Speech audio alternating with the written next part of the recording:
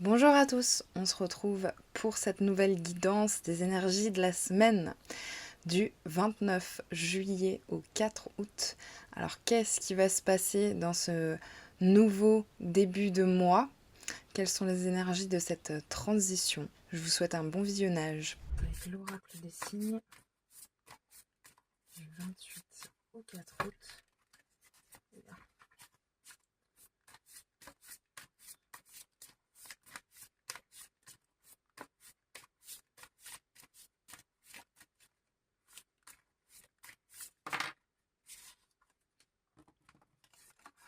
On a une carte, le 3.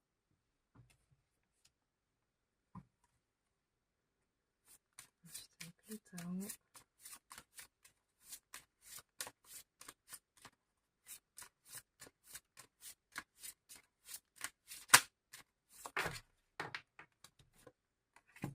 La vérité intérieure.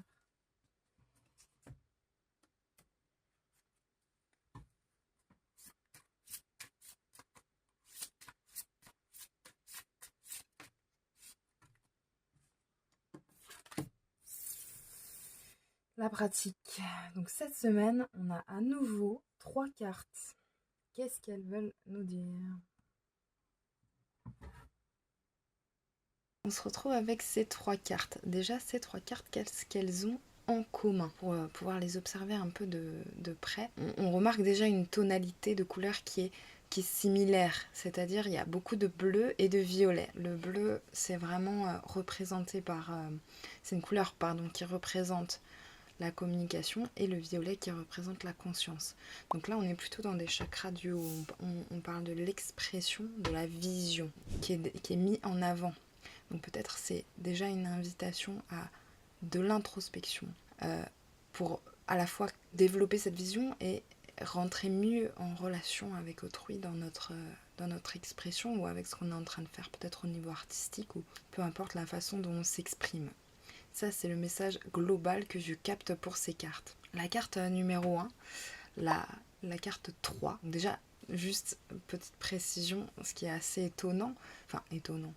Déjà, la semaine dernière, on avait 3 cartes, mais là, cette semaine, on a le 3 et 3 cartes distinctes, donc 3 messages distincts. Le 3 symbolise la perfection en numérologie. Dans la religion chrétienne, elle est associée au symbole de la Trinité, de la Sainte Trinité, donc le Père, le Fils et le Saint-Esprit. Je pense que tout le monde a déjà entendu ça. Et dans le milieu spirituel, c'est la réunion du corps, de l'âme et de l'esprit. Donc c'est un chiffre avec une symbolique très puissante spirituellement. Ici, elle nous parle d'un regain de créativité, de communication. Elle nous parle d'un succès dans un endroit de notre vie. C'est une période propice pour se recharger énergétiquement. Peut-être qu'il y aura un voyage, quelque chose qui va nous mettre dans un certain mouvement. En tout cas, du dynamisme et de l'optimisme. Ça peut être annonciateur d'une ou plusieurs rencontres exceptionnelles, soit un lien d'âme avec, ça peut être au niveau amoureux avec une personne très importante dans votre vie, soit au niveau professionnel, soit au niveau mentor, spirituel. En tout cas, il y a une possibilité qui se crée cette semaine de faire une rencontre très puissante. Si tant est qu'on le demande et qu'on soit dans l'aptitude de le recevoir, puisqu'on ne peut pas recevoir tant qu'on ne demande pas. Dans tous les cas, il y a cette opportunité d'avoir une aide providentielle. Voilà. Ensuite, on vient à la vérité intérieure. La vérité intérieure, alors, elle est assez floue, cette carte. La vérité intérieure, elle parle de sagesse du cœur, de vision. C'est une voix silencieuse qui murmure à l'intérieur de nous et qui est souvent ignorée. Mais lorsque elle est écoutée, on s'en rend compte. Il y a quelque chose qui est aligné, qui est fluide, qui est simple. C'est une connaissance intuitive qui n'a besoin d'aucune reconnaissance extérieure, et c'est le reniement de cette voix qui nous crée de la souffrance. C'est toujours pareil. En fait, cette voix intérieure de la vérité est calme, sereine, spacieuse, et lorsqu'on le renie, consciemment ou non, eh ben on entre dans les jeux et les perceptions de l'ego, et c'est alors qu'en fait on se crée des drames dans notre vie qui n'existent pas réellement, vu d'un autre point de vue qui est beaucoup plus profond. qui est lié à cette vérité. Et donc là, on nous dit que cette semaine, on va pouvoir soit toucher à des parcelles de vérité, soit il y a un moment où cette vérité, on arrivera à la vivre à l'intérieur de nous, à la connaître, à la ressentir et à pouvoir la toucher. Elle nous aide à devenir plus responsables de nos actes, à voir la réalité avec plus d'objectivité. Sinon, l'ego, il peut interpréter les choses selon nos états d'esprit. Ce qui peut nous aider à distinguer l'ego de la vérité intérieure, c'est que la vérité intérieure n'a jamais d'inquiétude, n'a jamais de préoccupation. Et l'ego, c'est son jeu favori. Il y a beaucoup de rêverie dans les préoccupations de l'ego. Or, si on s'intéresse à la vision de notre vérité intérieure, la première chose à faire est toujours de poser une intention, de lever ce voile en fait, d'aller vouloir voir derrière la réalité apparente de notre vie. Et ainsi, on trouve un territoire qui est pourtant, pour l'instant, peut-être inconnu. Cette carte, elle nous indique aussi que la vérité, en fait, elle est un. Fondamentalement, elle est un. Et elle nous invite aussi, d'une certaine façon, à reconnaître qu'on est tous un.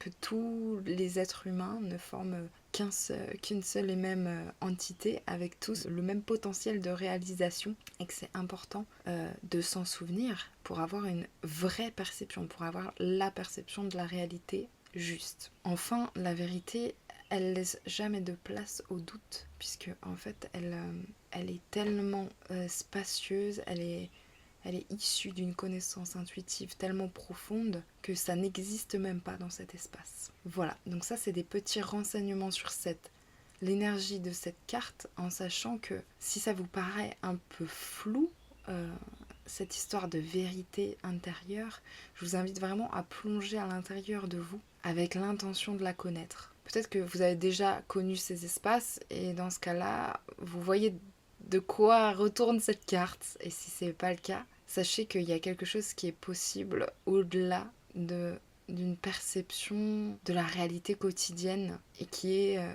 d'une base de tranquillité et de sérénité immuable. Éternité, je pourrais aussi dire pour cette carte. On en vient à la dernière carte, la pratique. Et la pratique, il y a un petit texte avec qui est marqué au bas de la page que j'ai envie de vous lire.